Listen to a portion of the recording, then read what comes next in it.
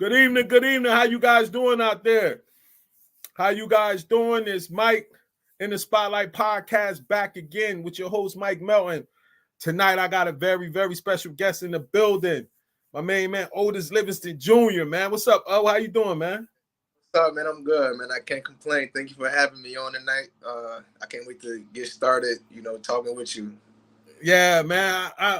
I was telling Saeed, I had him on 2 weeks ago, man, and I was just telling him, like, it's just amazing me to see what you guys had accomplished. You such young guys, and that I feel like I'm getting old. Y'all grown men, and I'm on here interviewing y'all about y'all basketball careers, man. It's dope, though. It's all praises to the Most High that He allowed me to be around to see you guys, man, transform into grown men, man. So you know what I'm saying. We're gonna start off the show with a little sponsorship. This episode of In the Spotlight Podcast has been brought to you by A-Game Hoops. agame.com. Visit agame.com to go to the hottest tournaments in the country, man. And you could get uniforms. The winner of the tournament gets a free set of uniforms. Holla at my man Carl Hines at A-Game Hoops, man. Got the hottest product out there right now. agamehoops.com. Hit up Carl and he'll take care of your tournament needs and your uniform needs. agamehoops.com is the place to be. Yeah, oh man, what's up though? How you been, man? I've been good, man. Just chilling.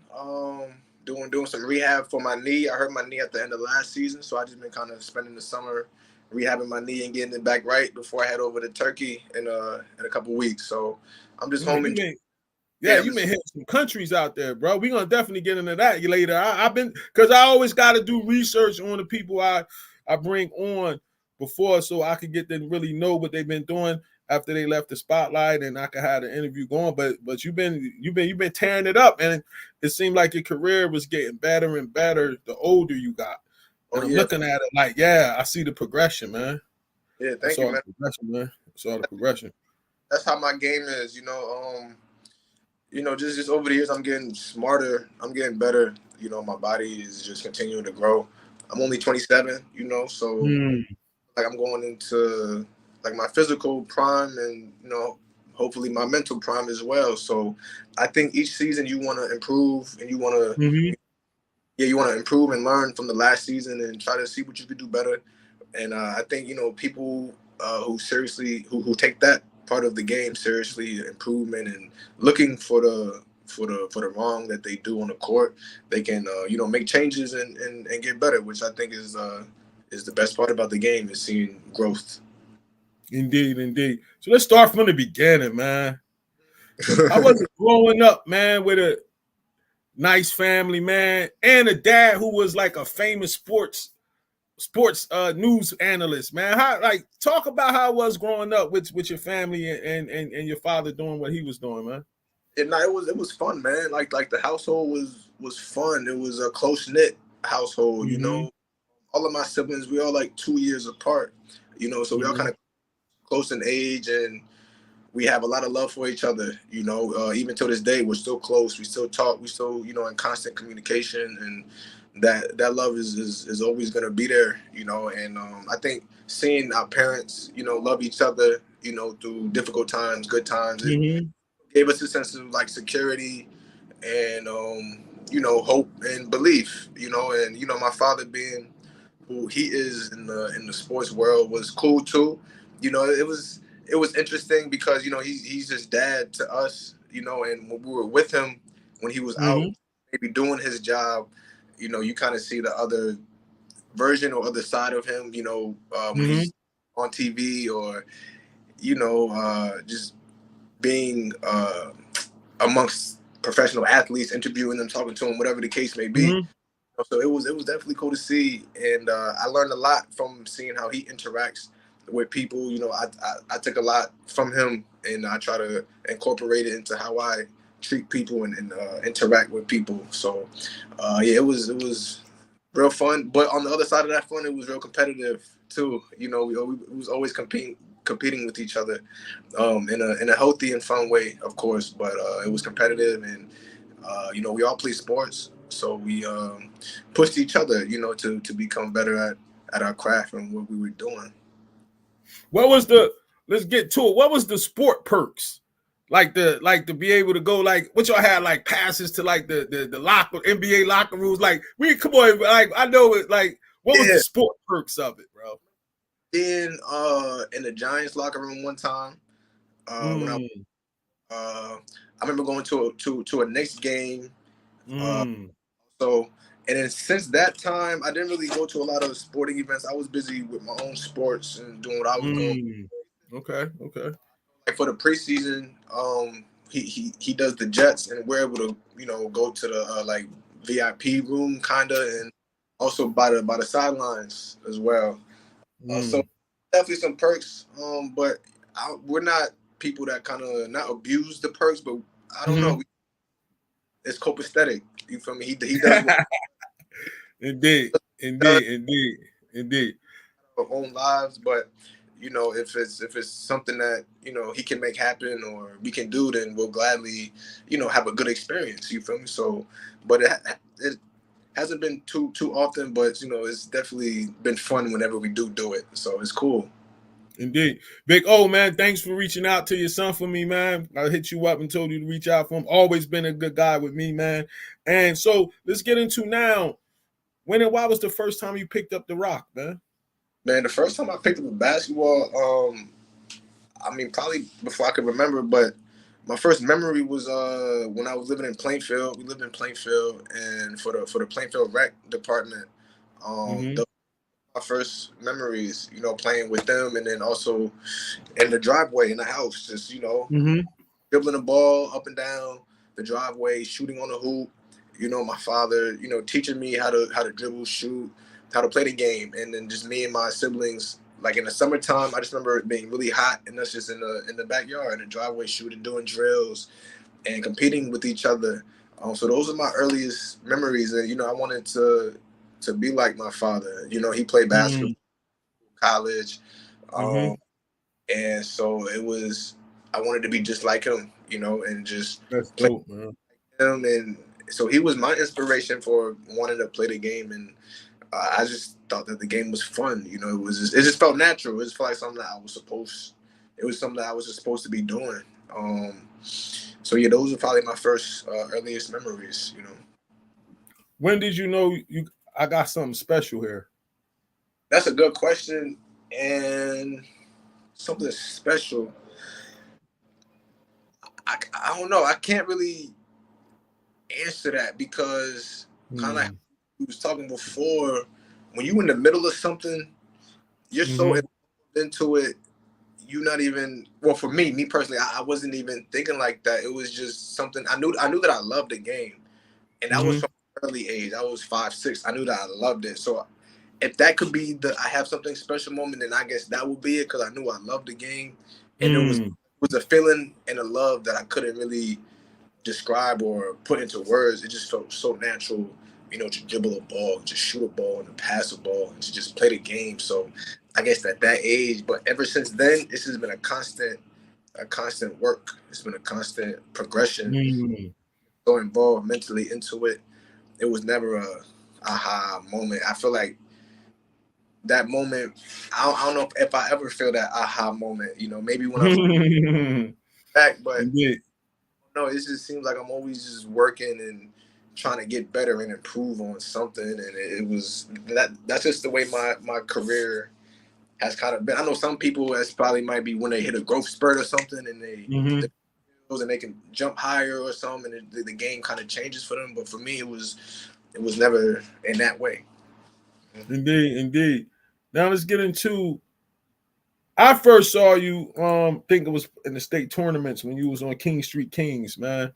Let's talk about how did you get on that team, and what was your memories playing with them and stuff like that. Yeah, so King Street, it was ran and coached. It was coached and ran by someone from like the South Orange area.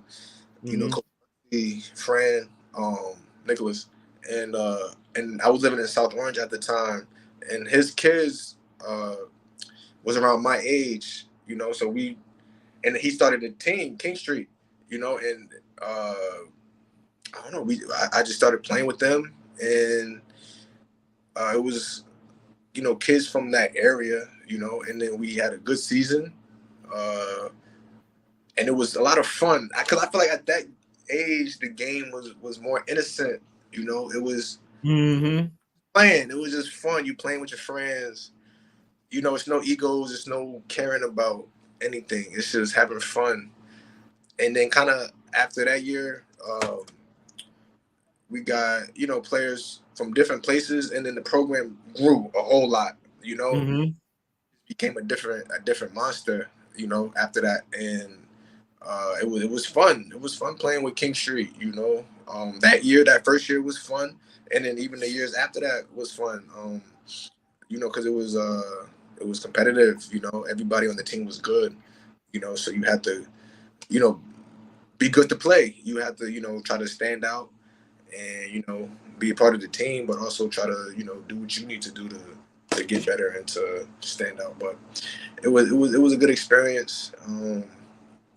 It was, because I think that was in my formative years, and those memories last forever, so I cherish those King Street days for sure.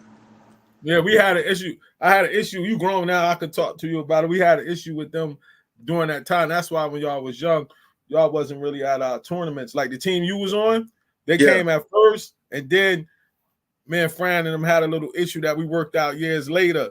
Okay. So that's why it was like a separation where they wasn't really coming to basketball spotlight tournaments. You get what I'm saying?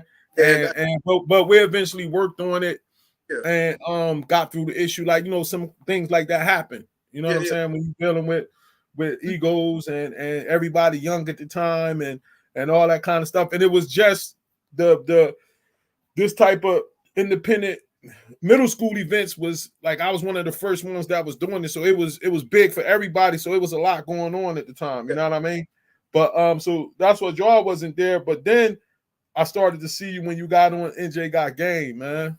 Yeah. How did you do the transformation over with them? Yeah, the transformation, I mean, it was just a natural thing because I left when I was in the 7th grade, so it's at like 13U. And it was just a natural thing. I feel like, sometimes it just changes, like, people, it just evolves, you got to just make a move and you just try to, just do what's best for your game and your development, and it was just time. It was time for it. And I was with Coach Pete. Guy right there. Good guy, man. Yeah, Mr. Robinson. And yes. Shout out to Gez, my boy, baby. Yeah, for sure. So I made the move to God Game, and it was fun playing with them too. The practices was tough. Coach Pete's a tough coach. So the practices was tough, like high school level practices. So I feel like it did a good job in preparing me, for high school, for the high school level. He coached, like he was coaching high school players, even though we were younger. But it was fun though. Everybody that I played with was a good person, good guy. So it was easy to play with them. And you had like Trey Lowe and Trey Lowe was on your team, right? Trey Lowe, Isaiah Stills. Yeah, you played with that crew, yeah. I was with them. So it was fun. We would, a lot of tournaments. We never really were the favorites to win tournaments, but we played with a chip on our shoulders. We just play with an edge, and we just try to play the game in that way, and just compete no matter what, and just see what happens, But we was always gonna compete and play hard. And that's what I remember from that experience. Yeah, playing with them now. Shout out to Pete and Giz, man. Two of my dudes, man, for real.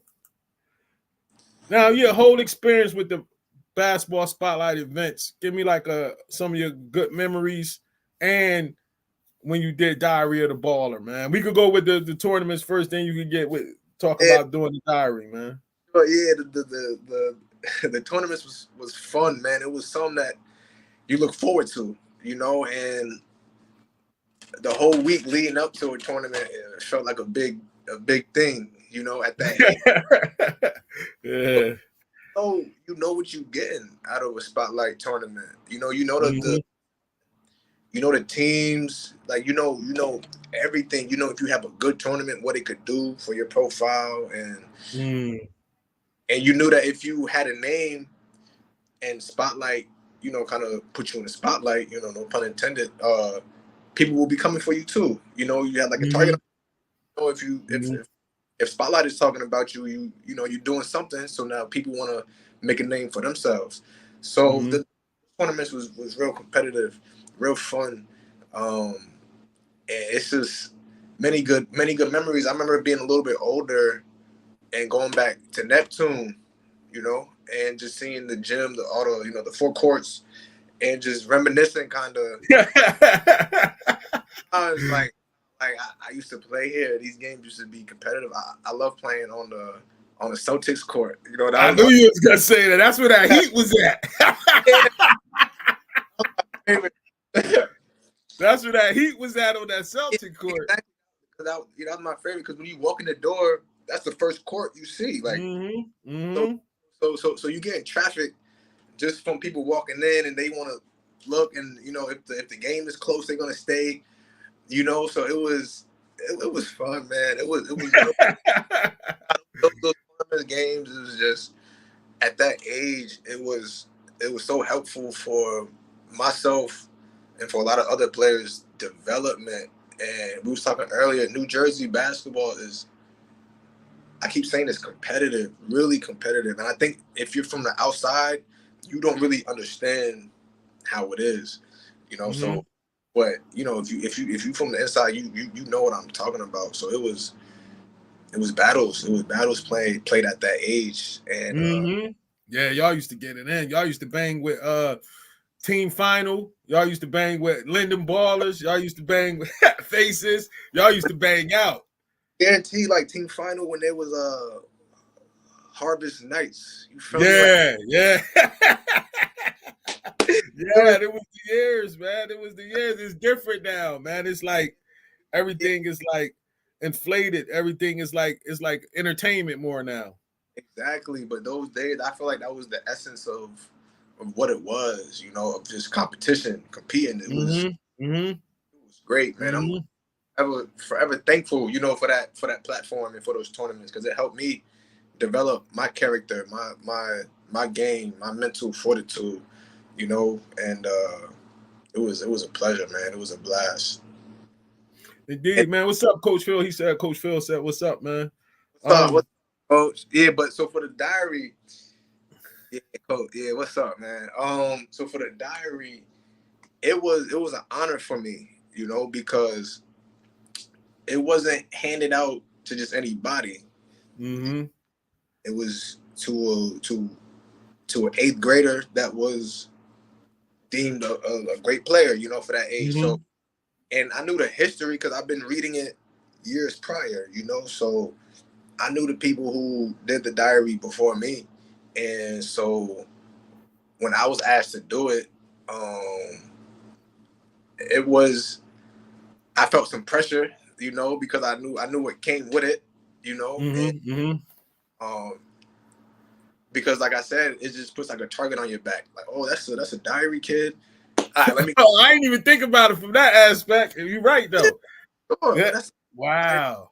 I'm gonna go at him, you know. So it was like that. So it was pressure, but it was a good pressure, because I think the earlier age you're exposed to pressure and those type of situations, and you learn how to deal with it, it's just gonna help you as you get older. So it was fun doing the diary, you know, and kind of letting people have a sneak peek, so to speak, into my life and kind of what I was doing off the court as well as on the court, you know. So it was fun, but the biggest thing that I can remember is it just being an honor. Like, wow, I'm next in line of this lineage, you know. Of I'm gonna send you, when we get done, I'm gonna put all your joints together and send them to you.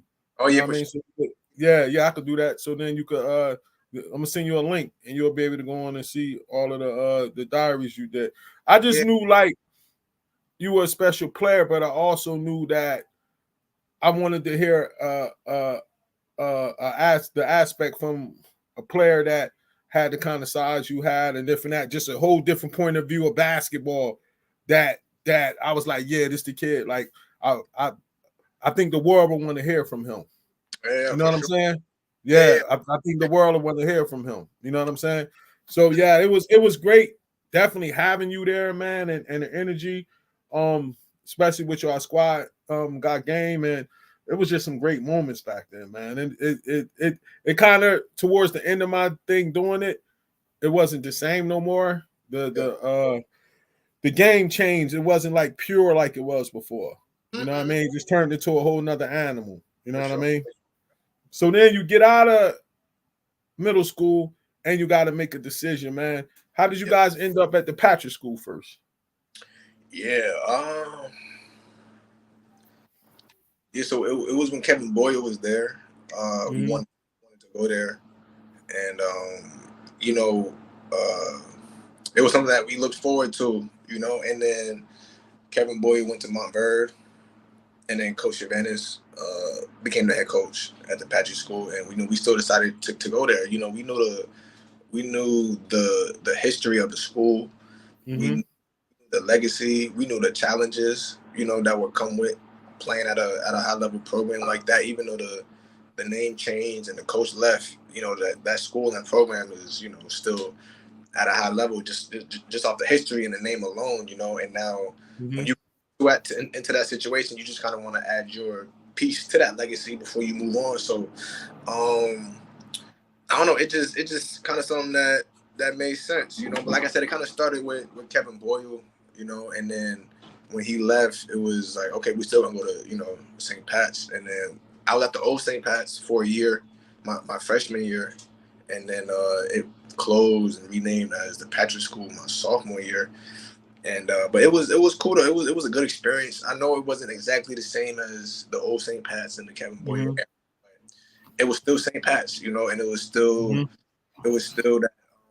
that pressure, you know, of having to play for them and to, you know, try to not let the legacy fall and not let it go down, you know. So we always tried to keep that challenge, or you know, just keep that level. You know, we challenged ourselves to keep that level high, you know. And you know, it was competitive, man. It was those practices and games. It was great. It was a lot of focus, you know. So yeah, it helped, you know, build my character, and it's just another step in my journey, you know. And yeah, it was helpful for me in my development, I would say. And I learned a lot about myself, you know, first and foremost. And yeah, that's all I can really say about it, you know? When you had to face that adversity of not being on the court, like as soon as you got there, you know what I'm saying, and dealing with fighting for like varsity minutes and stuff like that, like what was going through your mind, and how did you stand, like how did you get through it?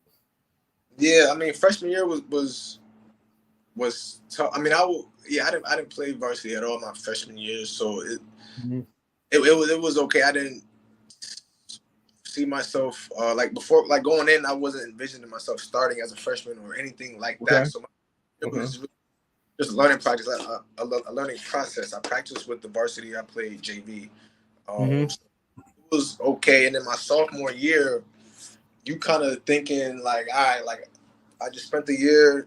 Now it's the next year, and that was kind of time for me to, you know, step into place. You feel me? And I feel like that year was really more the adversity year, more than my freshman year. But but I dealt with it just trying to stay focused, you know, and just try to learn as much as I can from coach. What he's take what he's saying and try to do it in the game and in the practices. And it was tough because you want to play, you want to have a certain role, you want to do these type of things, and when it's not working out like that, it can be frustrating, it can be tough. So it was, I don't know. Through that year, I learned just how to, I don't know, just stay focused and just try to do your job as best as you can, control what you can control, and then anything after that is the coach's decision, is all of these other things, you know. But if you control what you can control, which is your energy, attitude, effort, you know, those type of things, and you try to do what the coach is saying, but it's still, you know, playing some games, not playing, starting some games, not starting, that type of stuff. Then it's like, all right, you know, then it's time to, you know, if it's not a fair shake, if it's not a fair shot to you, then despite you doing the right things and, you know, being a good person and all that, and a good player too, then sometimes it's just best to leave and to part ways. Indeed. Speaking of that, then you transferring to Linden. yeah. How did that come into play, and what was the mindset, and how was Linden the spot that y'all eventually picked? I don't know. Linden was just a school, and Coach Colicchio was a coach that I could resonate with. You know, because I played against them. You know, at St. Pat's. You know, same conference, same county. So the players, and I've been competing with the players from Linden when I was young. You know, from the Ballers. You know, so yeah, I remember that. Yeah. So I knew them. And leaving St. Pat's and going there, it was like a breath of fresh air. You know, I felt like reinvigorated. You know, my love for the game was reignited.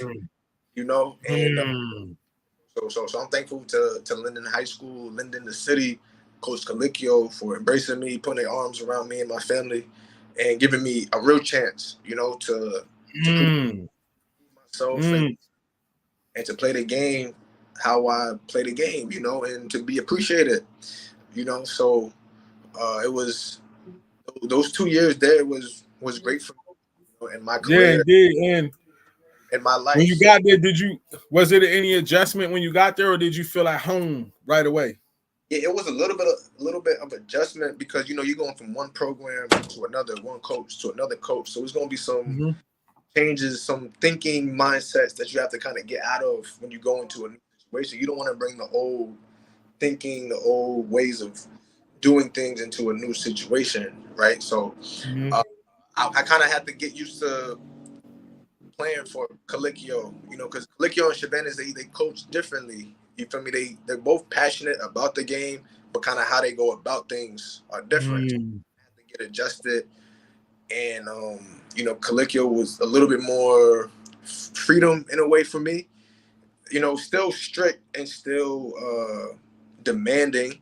You know, but I could make mistakes. You know, I could kind of play through mistakes in a way where I couldn't really do that at St. Pat. So I kind of still be more free and more open, you know, while playing at Linden. And that kind of took a little bit of adjustment. You know, Kalik would just tell me like, yo, like, relax, like, just play your game. Like, you're going to play. I'm going to let you play through mistakes. I'm going to still be on you. I'm going to still demand the highest from you. But, you know, it's a new situation, a new school, a new team. Just play a game and relax. So that was probably the biggest thing. I was so uptight and so stressed.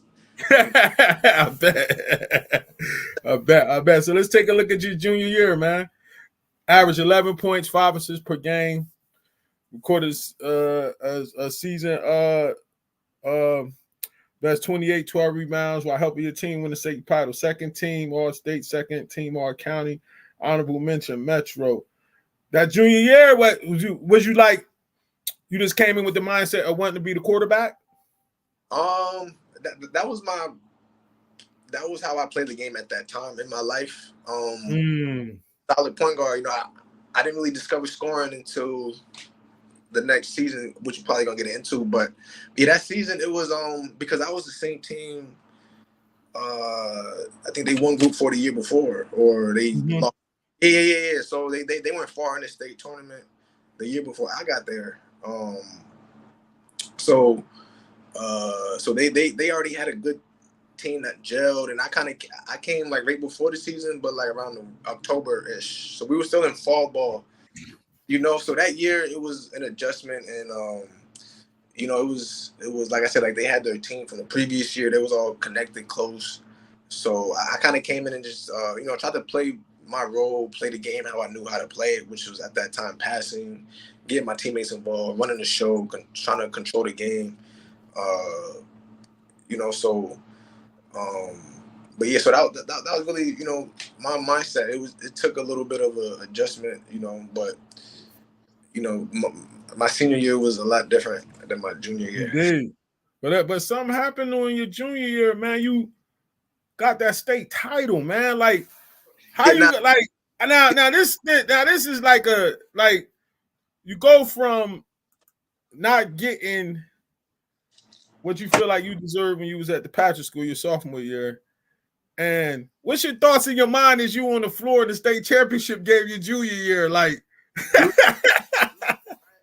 we was at Rutgers at the Rag, and I remember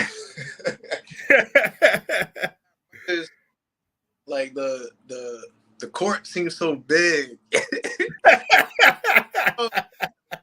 extra bright, and everything was just different. Like how the ball went through the net was different. It was like the air, like the stands were so high up, you know, on the sides and behind the backboard, and it was that was a great feeling playing on that court, and then winning something.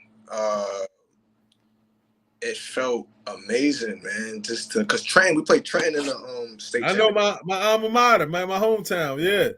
And it was tough. It was a tough team. Worthy was their point guard. Worthy was their point guard. They had some good players on that team. That was tough. I remember watching film and coach telling us, because when you in North Jersey, you don't really see a whole lot of the South Jersey or Central Jersey. You don't see them, you know. So we watching film and we seen how they play, and we're like, all right, it's gonna be a tough game, you know. And so to accomplish that task against a team like that, you know, they were well coached too. So it was a tough game, and to win that game and to hold that trophy and to celebrate teammates and just to see everybody smiling and everybody, you know, because Khalid, he been winning, you know, so he that wasn't new to him, you know, but for us, for the players to go through that and to enjoy that and I mean, I'm not saying it wasn't special for Khalid, but I'm just saying for the players, it was our first, you know, time winning like that, high school, you know, state championship. So Group 4, you know, it was a lovely feeling. And then going back to the high school. That's Linden, what I was gonna ask, because Linden people are passionate. Nah, for sure. Back to the high school, cut the nets down. Oh, that's dope, man. The net, it was just everything about that day, you know, going to the arena, going to Rutgers, and in the locker room, you know, during the game, it was man, it was special, man. A special time, a time that I'll never forget, and I'll always cherish it, you know, because it doesn't happen every year. Every season, you don't end up with a championship, you know, and we won Group 4. We put our little stamp on the history at Linden, you know, and so it was special, man. Shout out to that team, you know. That had to feel special, man, though, from like going from one extreme to the whole other extreme that next year, and then looking at your parents and your family and just knowing that y'all made the right decision and how everything worked out, man. Yeah, it was definitely, it felt like a payoff, you know, because I mean, we transferred within the conference, within the county. Like it wasn't like I transferred and I never would play against St. Pat's again. Like we played against each other that next season. How was it when you locked horns with them? It was fun, man. It was it was fun. It was that when you a competitor and you an athlete, those type of environments, those type of situation brings out something in you. You know, it's like an out of body experience almost. Your adrenaline is so high, and it's everything is just at a different level. And it was fun playing against them. It was you live for those moments as an athlete. You know, you live for those, and you want to just make sure that you help your team come out on top, and you don't want to do anything to damage the team. You don't want to be so hyped up and so. I know. Messing the game up, and messing your team up. So I don't know how to control the emotions, and it was always fun playing against them. Always fun. The final question about that year: how did it feel to add your name in that list of like Linden guards that led their team to a state title, man? It felt good, because they have my utmost respect.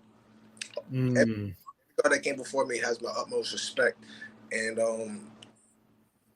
kind of when people ask me about how I feel about where I rank, amongst those guys, I always give them the top spots easily, and I watched their highlights. I watched how they did things. I watched their college careers and just, it's like I said, they have my utmost respect. And just to be even in a conversation, with Adez Wade, Daryl Lampley, LJ McGee, Tone Wilson, a bunch of other, other great guards, that played at Linden, it was just to even be mentioned with them, that's good enough for me. I don't need to be 1, 2, 3. I don't care. I saved you. I ain't throw that thing on there for you. I ain't actually where you was ranked at. I ain't do that to you. Now then you just went crazy. You stepped up that senior year, man. 17 points a game, 7 assists, 3 steals. The Dan Finn Classic MVP. Y'all won the county that senior year, right? County champs, first team All State, News Tribune, Player of the Year. Like, you just did you just come in training camp focus? Like take me to the senior year, man. What happened, man? Yeah, it was all right. So senior year, it's your last year. You feel me? It's when I go home, like there's no more next year, next season we could do this. It's that's it. So I came in focused, my team came in focused, and we're gonna probably get into this, but I wasn't really recruited going into my senior year. After what did you say? So Coach Khalid, he said you hit that shot against Trenton going into halftime. Yeah, for sure. But shout out Khalid, man. But yeah, so I wasn't recruited, so that put a chip on my shoulder too, So it was like, all right, this season I have to play well, but not only play well, my team has to do well. And as a point guard, that's the perfect recipe. If you can play well and your team is winning, like, things are gonna go up for you. So I knew those two things had to take place. And we was all focused though, all of the seniors, we were focused and we were really ready to continue to make our mark. And then for me specifically, my senior year, it didn't really start off like hot. It took a couple games, to kind of establish. I know one thing though. One thing, you was cooking at that Dan Finn Classic. I know that. Against Lil Hot, yeah, because Chris Atkinson was their point guard. He was. I remember him. Y'all used to bang out with Scan. Yep. Yeah. So seeing him, I wanted to compete with him. I always love to compete with him. He's a great player, great point guard. So I love competing with him, and it was a challenge. So I just had to step up to the challenge, and we won that game, and But yeah, that season, it didn't start off as hot, but then once things started to pick up, kind of got my rhythm a little bit, and then scoring wise, I started to be better, and but yeah, and then that was my role, for that season, was to kind of score, and I had my backcourt mate, one of my favorite teammates of all time, Juwan Dobryce. He was more the quarterback. He was coming off for the Linden Ballers. Yeah, he was coming off of state football, so yeah, so shout out to Dobryce. That's one of my favorite teammates. And so we was in the backcourt. So he was the quarterback kind of, and I was more of the scorer that season, but yeah. Now let's take a look at it. Let's take a look at some of that, man. All right, for sure.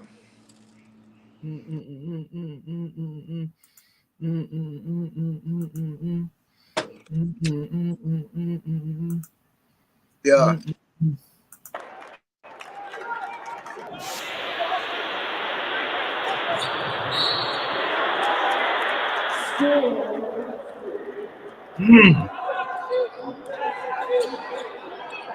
Dang. Getting busy in that cold gym. Yeah.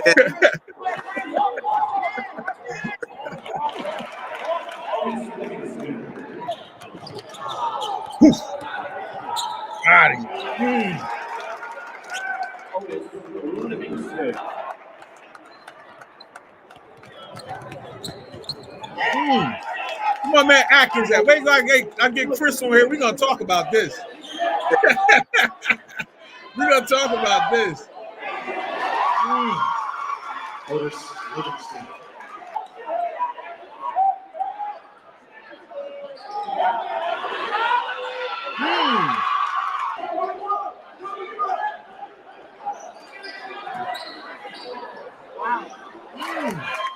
Otis Livingston. Good move.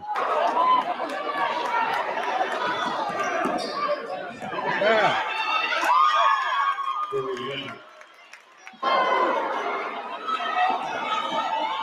Give me that. Look at over the block. Oh man. Look at over the block. Otis Livingston.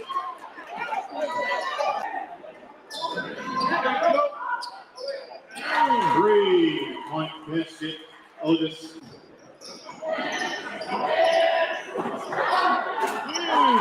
3-point basket for Otis Livingston.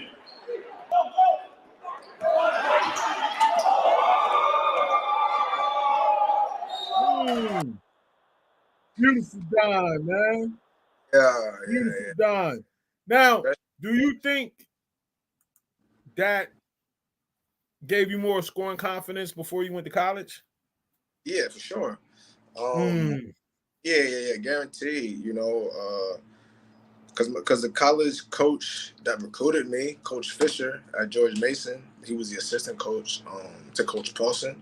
You know, he saw tapes from my senior season. You know, he didn't see the freshman, sophomore, junior season. So what he saw my senior year, that's what he expected me to bring to them. So I wasn't gonna go back to the passing and the pass only point guard, because I think at that time too the position was starting to change. Like point score now, you have to score as a point guard. So I saw the trend going in that direction, and then they helped cultivate that at Mason too, and put more tools in the toolbox for me.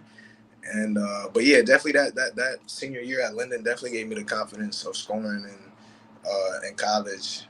And shout out to my teammates and Coach Kalikio. They embraced that part of my game, and they kind of let me flourish in that role. And everybody had a part to play on that team, and that was my role. That was my part to play that year.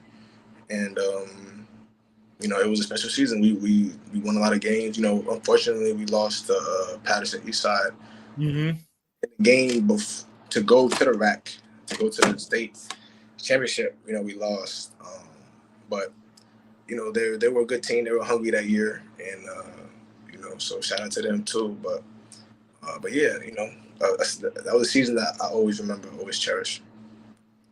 All right, to sum it up, man, your experience at Linden High School and playing for Coach Kalik, man, sum up everything. Like, how was all of that, man?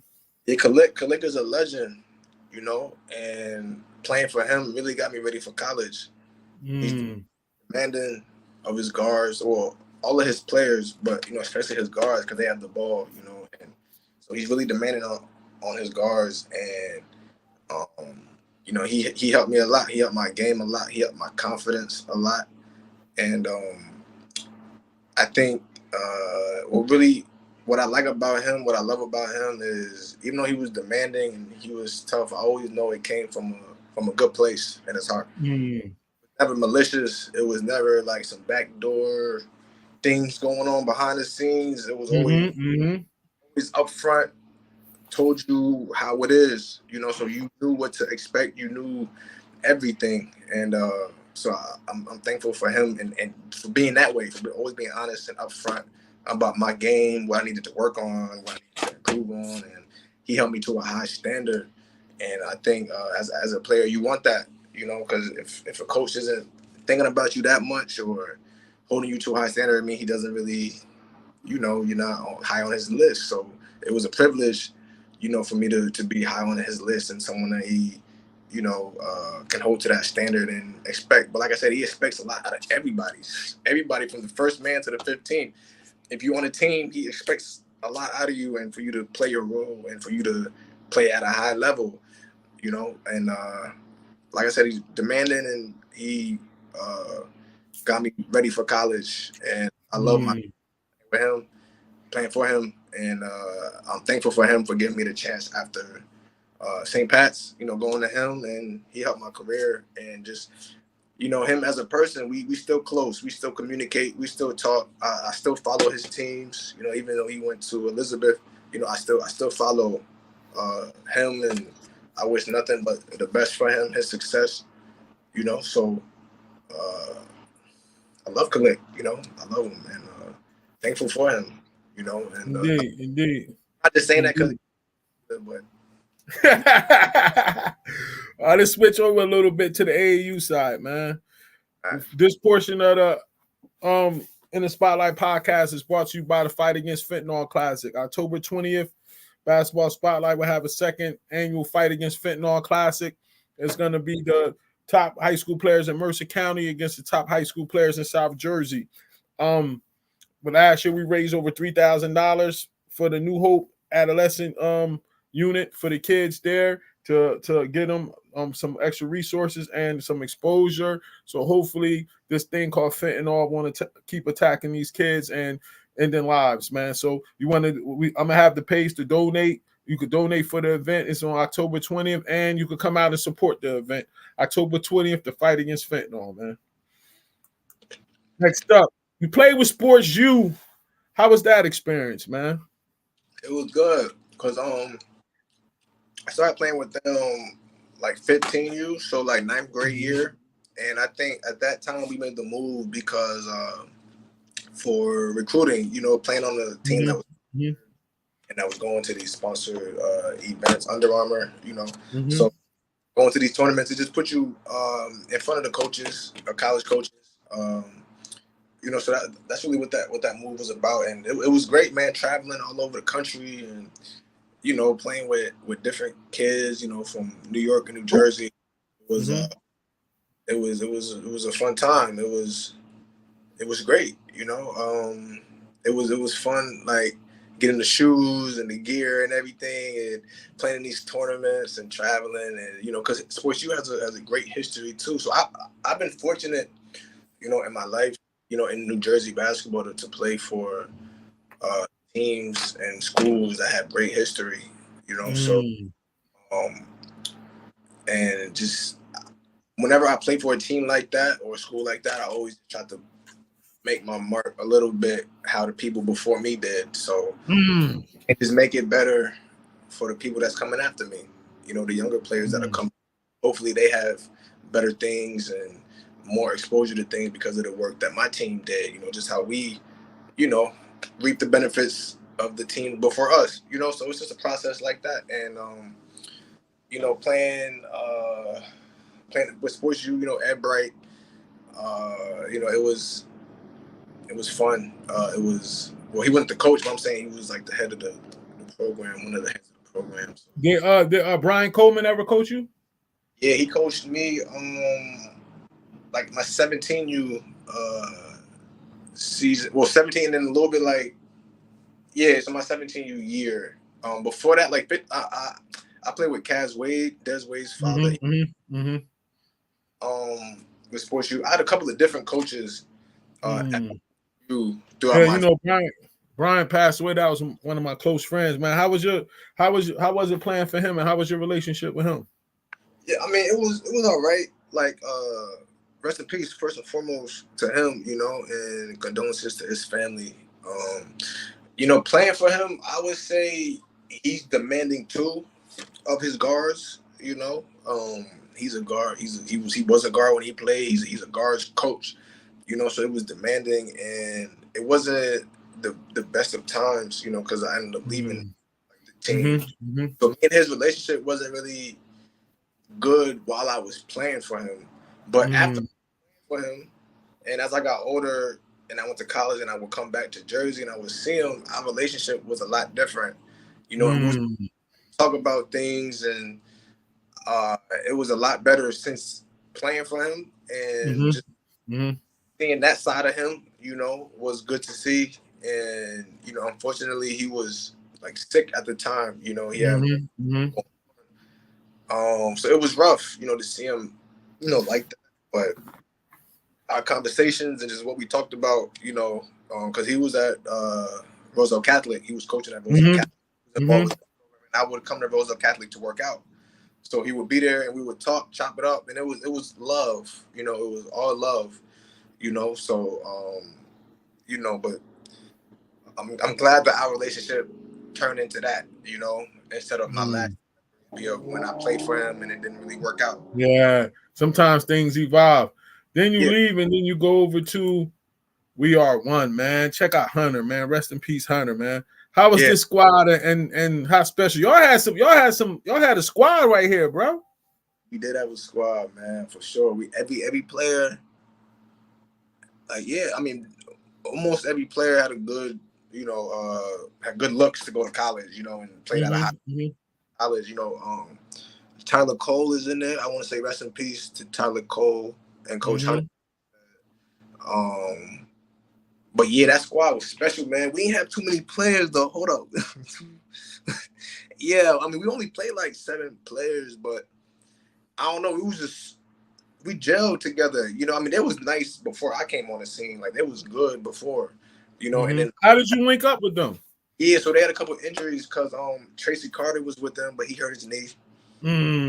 Marcus Floyd was with him too. Wow. I remember both of them as well. So they both had knee injuries and they were out, unfortunately.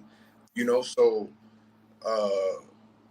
and then I was trying to leave Sports U at the time, so it was like a kind of, the timing was good. Unfortunately, like, the players were hurt, and that's why I was able to kind of go over there. But so that's how I linked up with them. Yeah.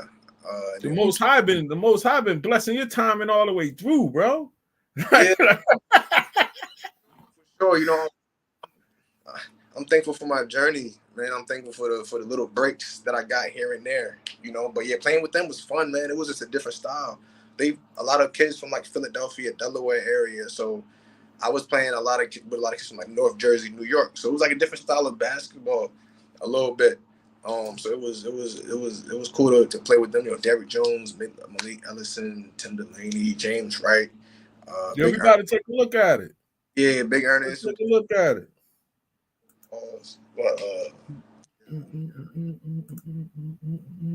That was in Atlanta. We won the chip. Whoa!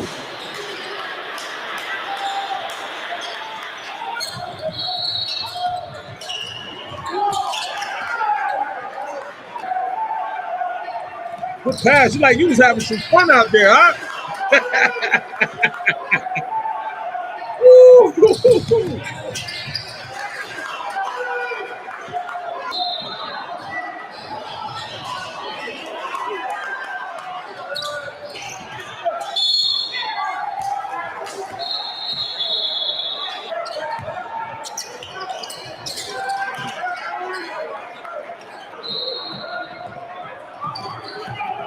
One of that point.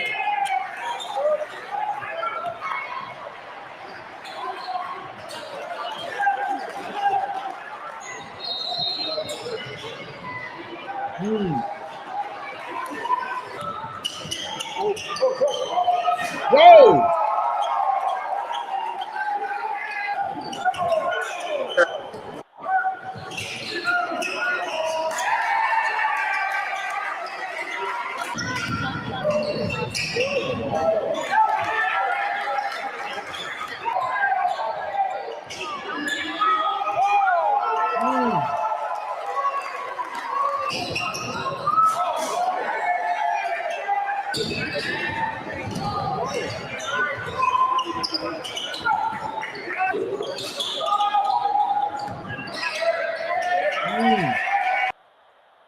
That looked like that was some odds. I got some of that work right there. Yeah. We beat Sports U. Sports U in the finals to Under Armour after I left them in Atlanta. Yeah. So it was. Ooh, you're not the guy that people need to let leave. I see. Yeah. Like that, how we met up in the championship, but it was, that was a fun team to play with, man. I mean, you saw like the highlights, like that's how every game was like that. It was high flying, like a bunch of athletes, you know, and just high flying. Just it was fun. It was just a fun way to play the game, and it was easy to play with them. You know, when you're playing with talent, it's just you just let the talent take over, and you just play free, hoop. It was so much fun playing with We Are One. Indeed. Like Terrell and Matt, man, I definitely know those guys, man. They run a good program. They still winning out there right now too, man. Yeah. Still winning. Now let's talk about how did you get to George Mason, man? Yeah. So I mean, after my senior year, I was thinking about going prep in Massachusetts, Worcester Academy, and but then the assistant coach from George Mason, Coach Fisher, called me, and he was like, yeah, because they came from Bucknell University, and it was going to be their first year at George Mason, and it was like, yeah, like we want to get you on campus, we like what we see, on the film, and we want to recruit you, all that. And I mean, once I heard Atlantic 10, and I heard that it was his first year too, it was easy. I was like, yeah, I'm going there. I mean, I went on the visit, of course.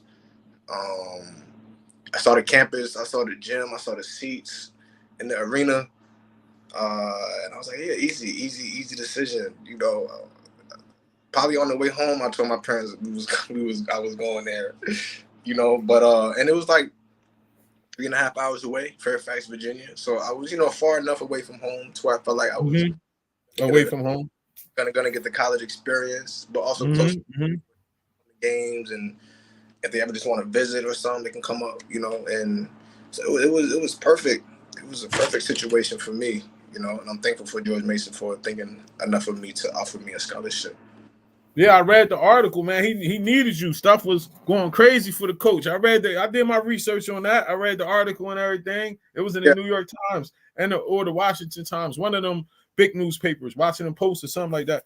And I read the article about when you went there and stuff, and the assistant coach sent them the film, told them about you and this and that. I try to do my research, little bro. Yeah, I read that joint, man. You helped him, man. You came straight in and went at it, man. Frost year, all A10 all rookie team, led the team in scoring, assists, and steals as a freshman, man. 3 times A10 rookie of the week, man. What was the adjustments once you got to school, man, and things of that nature, like on the court and off the court? Yeah, I think off the court, just being on your own, making your own decisions, and time management. You don't have your parents, kind of telling you when to do things, how to do things. You're just on your own. So, which was fun, getting that freedom. But that was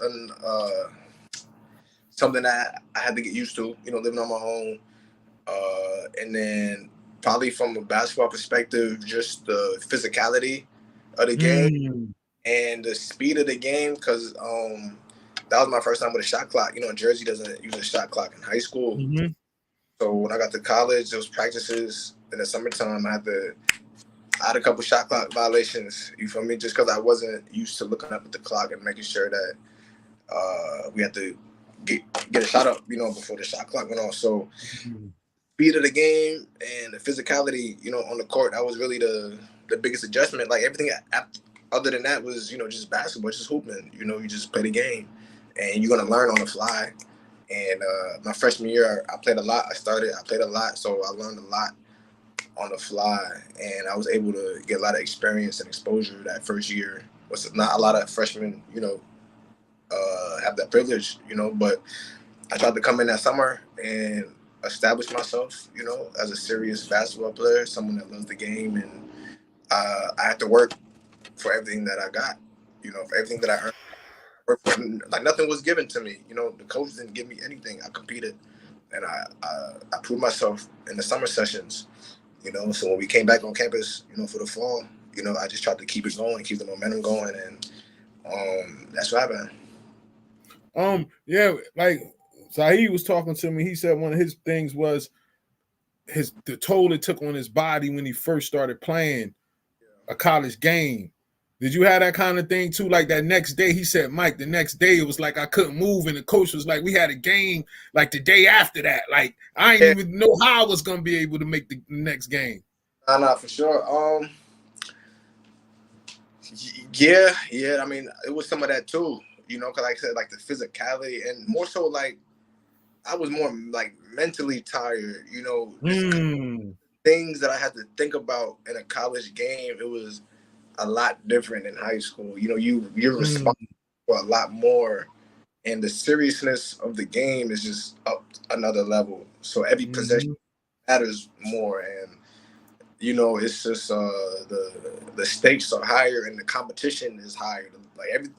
Everything is higher at that level. So mentally, as a point guard and as a freshman, you have to think the game at a totally different in a totally different way and at a higher level. So mentally, I was more tired. Physically, I was okay. You know, we had like treatment programs and access to like the Whirlpool.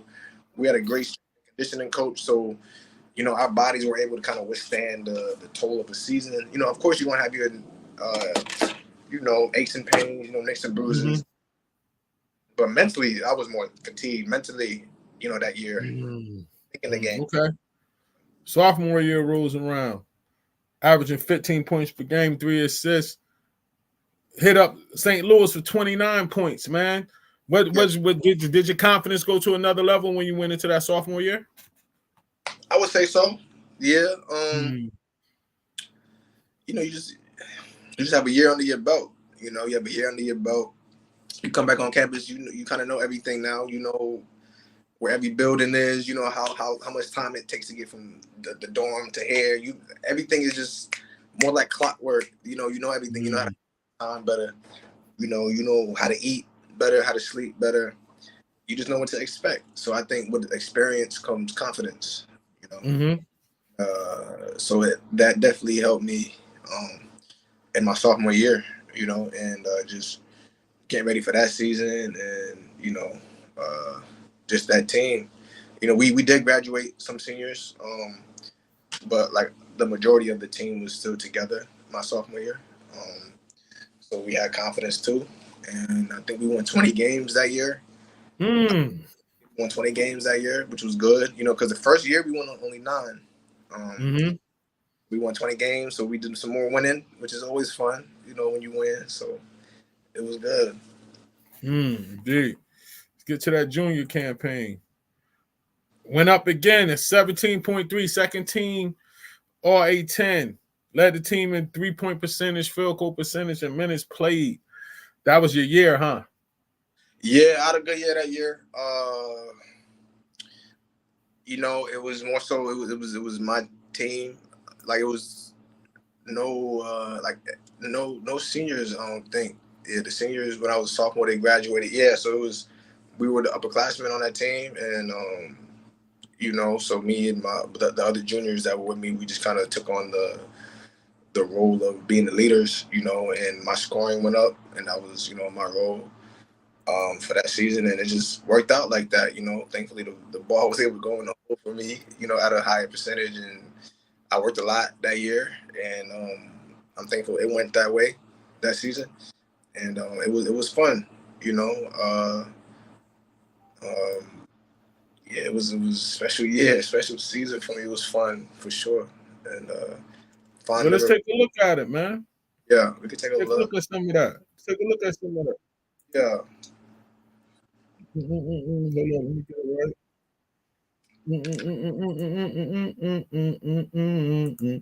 Take a look at some of the junior season highlights, man. See what you was working with up there.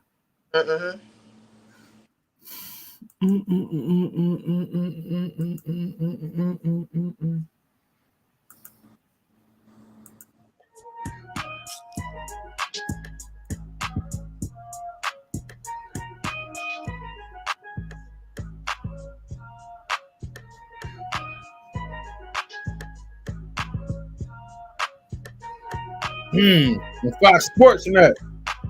Yeah. Oh, give me that. I like that arena, man. Yeah. Like you to get loud in there. First time I saw it, I went to a college graduation in there. That's but I looked at it and I said, yeah, this look like people get busy in here. Like this thing could get loud. Yeah. They got Hold up. band.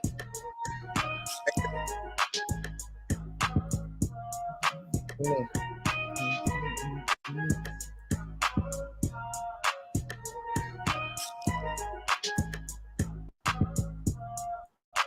Yeah, what you were saying? Now I was saying because the band that plays in the gym is like a world famous band. It's called the Green Machine, and they get it turned in there. Yeah, it's fun. Doc Nix, yep. Shout out to Doc Nix. He's the leader of the band. Yeah. Yeah. How did you feel like seeing your game just go to this level, and then thinking back to like when you was playing for like NJ Got Game in King Street, and then seeing yourself in the college going down the lane playing against dudes like 7 foot, 6'10", 6'9", and still been able to get that off? Did you envision all of that when you was young? Yeah, I knew it was something that I could do. You know, I've never been a player or a person to look too far ahead. I was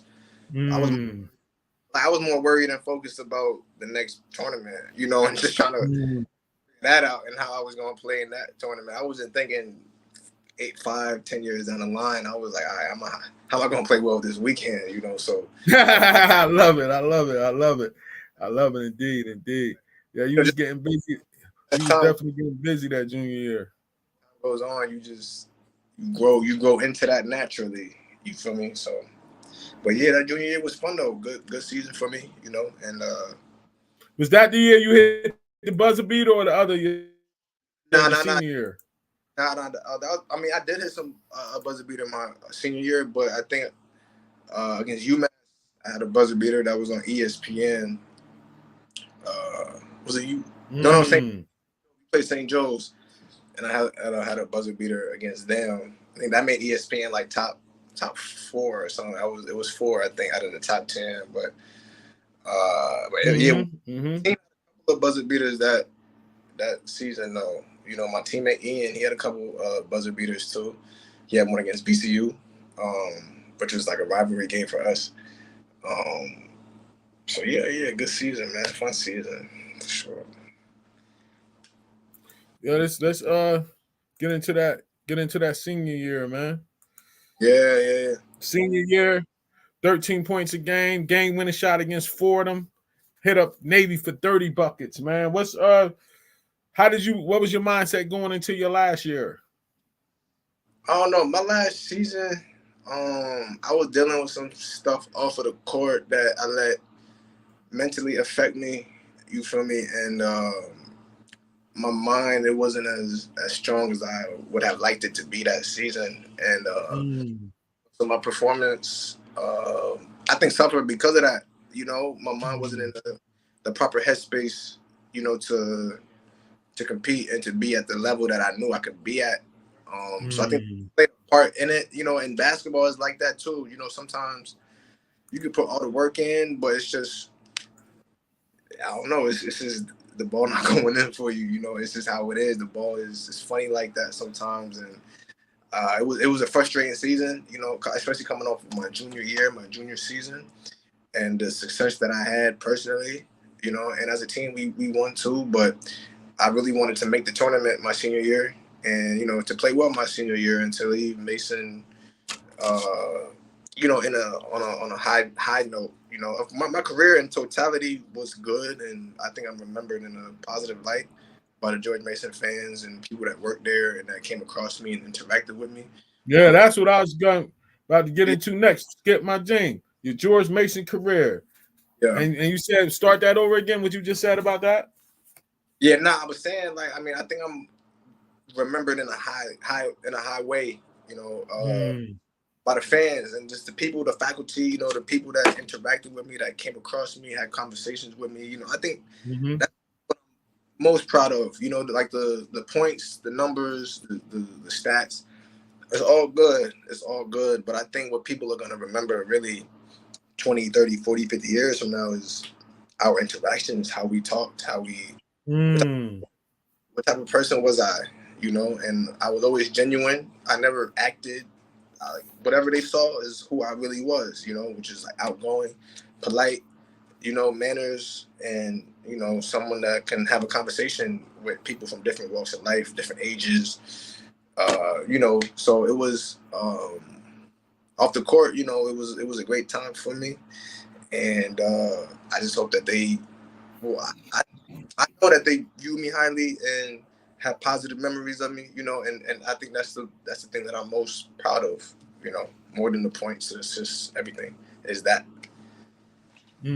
Now, every player when they start playing when they're young, they have dreams and aspirations of one day playing in the NBA. That didn't come to fruition for you. So after your senior year, and when you saw that wasn't a reality, did it how did you feel about that? Yeah, I think I'm a little different in that regard. I never really dreamed about playing in the NBA. I dreamed really because when I first started playing, like I said earlier, I wanted to be like my father, and I knew he played college professionally. He played college basketball, so that was always in my mind. Like, I want to play college basketball. I watched college more than I watched NBA. Like, I only really watched NBA when the playoffs would come around. You like me? That's how I used to be. That's exactly how I used to be. When the playoffs come, I watch. But like college, I could watch the first game of the season. I could watch.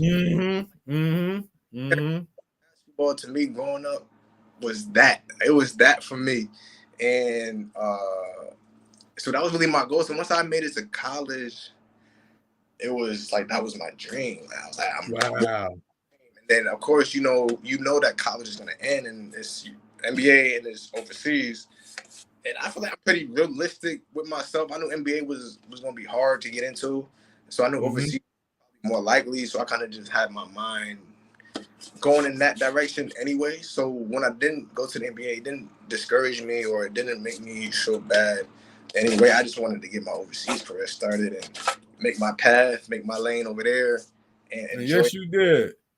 Started off in Denmark, then you went to Serbia, then you've been in Germany the last 3-4 years. Like, how was it like going over there and like what's the experience like, man? Experience is a great experience. I think anybody that has a chance to play overseas should do it. You're exposed to things that you've never really seen before in life, different languages. The sign that you read is in a different language. Everything is just different, so it's a cool experience, a dope experience. And it was an adjustment, just like from high school to college to the pros is an adjustment. You're really on your own across the world. Time difference. You're not really talking to people. It's like, depending on where you at, it could be 8-hour time difference, 6, 10, whatever. So the time difference.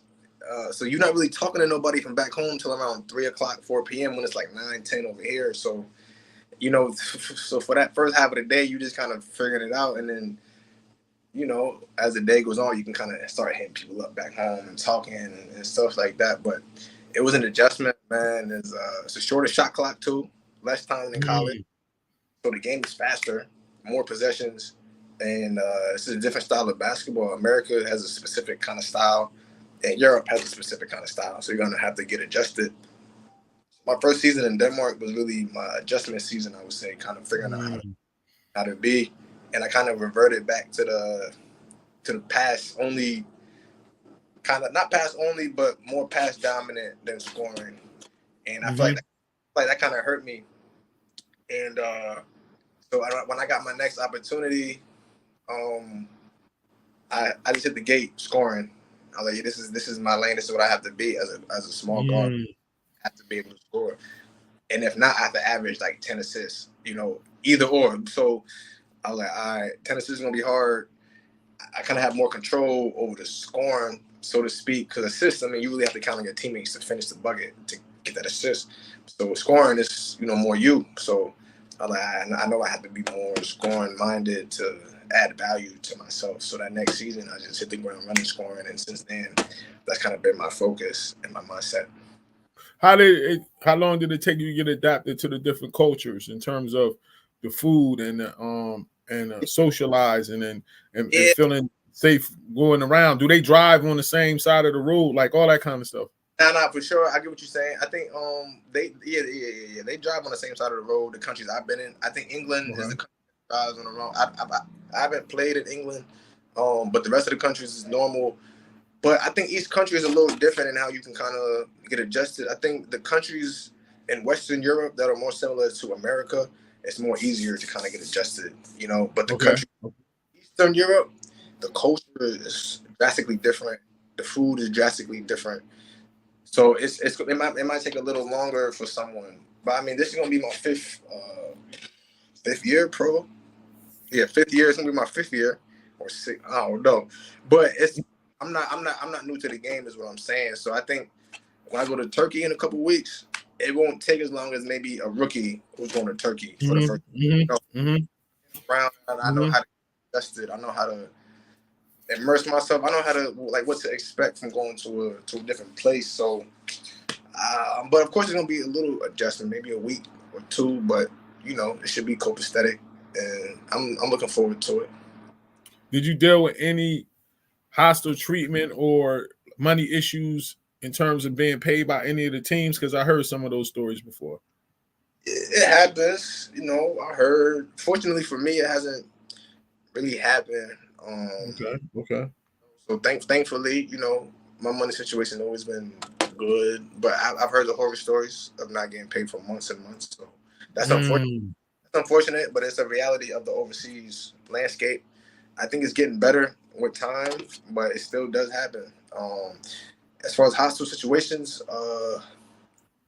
not really like any like racist things. No, I haven't experienced it. So thankfully, you know, not yet. You know, hopefully not in the future either. But you know, but that's a reality of the world though that we live in. You're gonna maybe come across some situations to where it can get hostile or not a situation that one would like to be in. You know, but you know, it's life, it's the world, and we just try to make it different, try to make it change in a positive way. So this past season, you got MVP, man. Let's check out some of that work, man. Check out some of that MVP work, man. Check out some of that MVP work right there. Woohoo! Your joint getting smoother, I see too. Over the years, you could, a little bit. I don't know. Like I said, I try to improve. You know, kind of. And that court look wider. The court that's right there, it look wider and it look clean. Like I could tell, that's like a higher level, right? It look like the rack, right? yeah, it's wide and it's clean. That's a higher level than what you was playing at before. Yeah. So Germany was there. The past year, Germany, this was the highest level I've been in so far in my career. Yeah. You was cooking down there. Body got your body together. You know what I'm saying? I can tell you been eating different, lifting and doing that kind of stuff. I can see that, man. Yeah, for sure. We had a great strength coach from Montenegro. You know, so he was with us all season, and you know, my body was stand a lot this season, and I got stronger. I feel like. So, shout out to Paco. So my question is, you get MVP for this team, you going somewhere to another higher level, or you just felt like it was time to leave that team? Yeah, I think it's a little higher level. Turkey, and you know, the team that I'm going to is a little higher. But it was just time, you know, it's just natural, you know, both sides kind of knew the situation and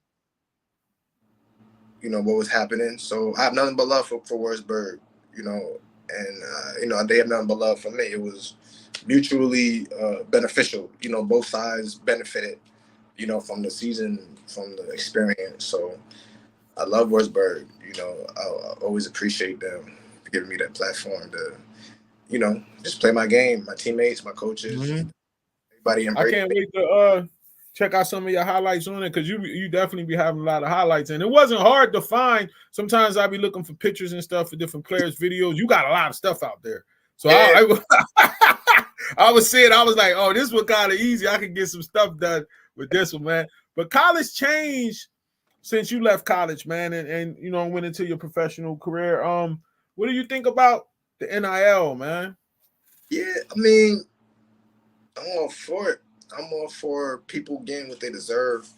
You know, people, if players are contributing to a certain type of revenue and a certain type of influx of money to an institution, like it's in their right to want to have a piece of that.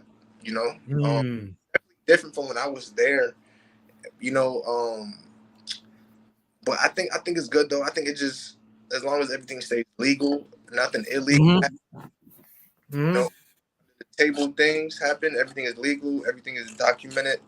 Where the money is coming from, then it's cool. Get as much money as you can. You know, athletes put their body on the line. They put their time on the line. They put a lot of sacrifices from a young age, years and years and years of work to get to this point. And if you contributing and you can make money off of your hard work and effort, by all means. I'm not someone that's angry or bitter, you know, because it wasn't there when I was there. You know, like I said, that's how life is. You want the next generation to have more than what you had, you know, and because you had more than what the previous generation had. So it's all facts. It's a natural process in life. So I'm all for the NIL. You know, athletes should get what they deserve, man. You know, if they're worth that, if they can prove, you know, that hey, this is my value and this is what I'm table. This is how I'm helping y'all. Then they deserve to get, you know, as much money as they can. I know they're not getting paid by the school, but as much money as they can get from sponsorships and other type of things, and I'm all for it. But it is different though. It is different. Definitely. Another thing that was different also was the transfer portal. Yeah, I mean, I haven't really been following. Like, what are the new rules for the transfer portal? Like, I think like you could go in once your season over or during your season. Like I guess you just go in. Like, or I think sometimes too, coaches be kind of hitting the players like, yo, I think you need to go in there. You ain't gonna really be getting no burn next year like that, or you get what I'm saying? And it's turning now, but it's turning down to where it's like they're not even really wanting to recruit high school kids unless you like a 3, 4, 5-star, because they'd rather take somebody out of the portal, man. Yeah, that's tough. That's tough, like you said, for the players that aren't ranked, you know, the 3, 4, 5 stars. Yeah, that's tough. I think it's it's a little. It sounds like it's a little more lenient than when I was in there. The transfer was, I wouldn't say you were penalized for transferring, but it was just you had to sit that year. You know, you got to. But the scary part about this is kids are getting stuck in there.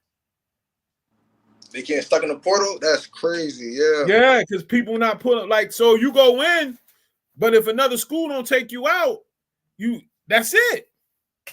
Oh yeah. Nah, facts. Yeah, so you kind of rolling the dice a little bit. You gotta. Yeah, so it'd be like hundreds of kids that's just stuck. Sheesh. And they can't go back to the school, right? That they just left. They can't. No, the school probably ain't gonna want them back once you went in there and said you was out. It's over. Yeah, nah. I mean, you kind of have to have a good idea of where you're going before you even do. Yeah. You can't just go in there blindly, because like if it's 100 people and you're not really the top of that, then it's gonna be tough for you. So yeah, that's crazy. I mean, yeah, different landscape for sure. Yeah, like so it's just a whole lot of moving parts around. Like I was talking to Horace Jenkins when he was on, and we was talking about now you don't even know who's gonna be on a college team next year. It's hard to root for a team because you really never get to know who the players are no more. People just going, they in and out. Yeah. Yeah. That's next up. Next up. The toughest opponents you ever faced. I ran into like teams or players. Like player. It was a player in my freshman year. We played UVA. His name was LINDEN Parentes, point guard. It was tough. He was too smooth. was older, upper class. Uh-huh. He was tough. He was tough, real smooth. Just knew the game, you know. And I remember after the game, I saw he had like 17 and 10. I was like, oh, man, I want to get to that level to where the game just kind of looked easy for him. The reads he was making, and I know he was older. He was he was upperclassman, you know. So I would get there eventually. You feel me? So yeah, I mean, so London Parentes was tough. In conference, I mean, we had some guards in our conference like Scoochie Smith from New York. Gaucho. I remember him. He was at Dayton, tough. It was another point guard from Rhode Island, Jarvis Garrett, small guard.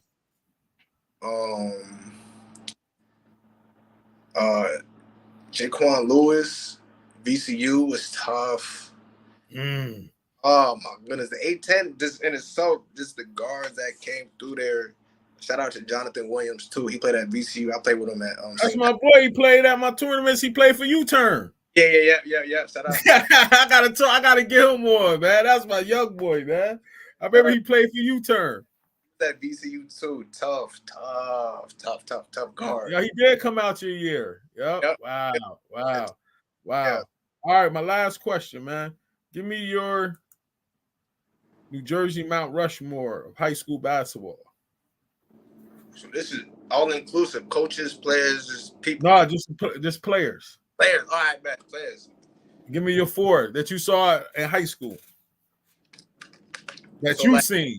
Yeah, the four players that fit on there that you seen.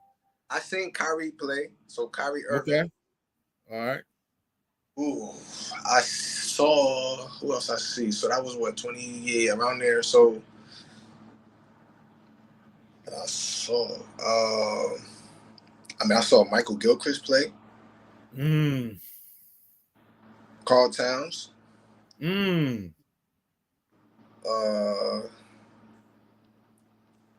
One more.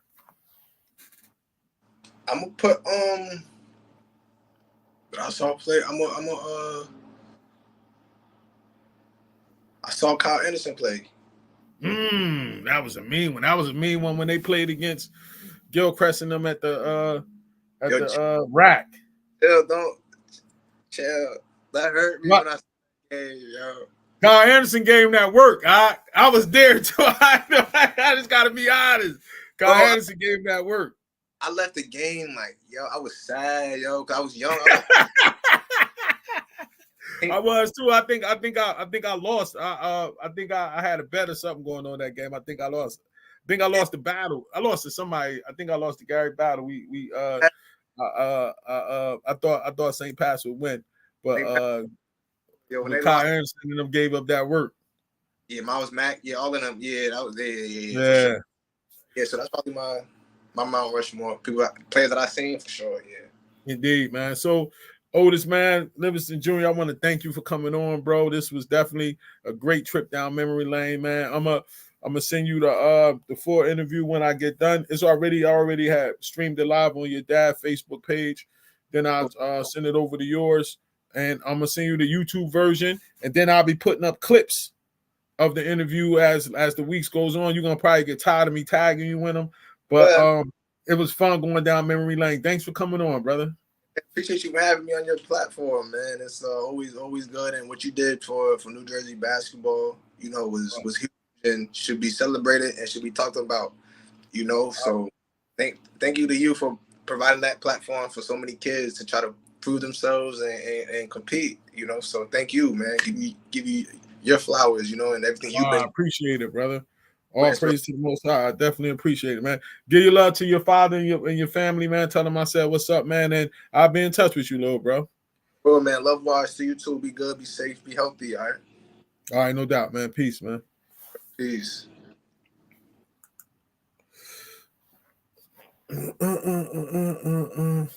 Another great broadcast, man, with Otis Livingston Jr., man. He went down memory lane. We had some fun, man, and I enjoyed it, man. Trying to keep my spirits up high after losing my friend, Francis, man, and it was tough, man. But having this interview helped me out, trying to get my spirits up high. The Most High gonna help me out. Also, I hope you guys could tune in next week. We got another great guard coming on Tuesday, and we got another guard on Thursday or Wednesday or Thursday, possibly. You know what I'm saying? So this is Mike. Enjoy the rest of your night. Shalom.